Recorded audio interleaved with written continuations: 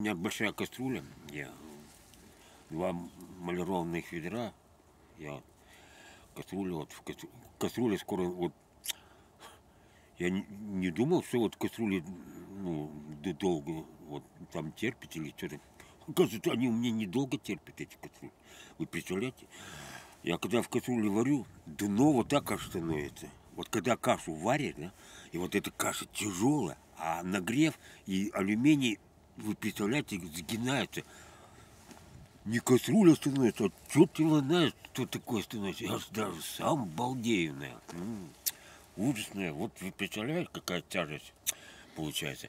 А что, может, там вот тоненькая вот кастрюлю-то делают на дно, а нету такой, чтобы мощно. Где ее такой мощную такую сделают? Черт его знает, что. Я вон чайники. Вот чайник тоже не могу хороший достать. Вот чайник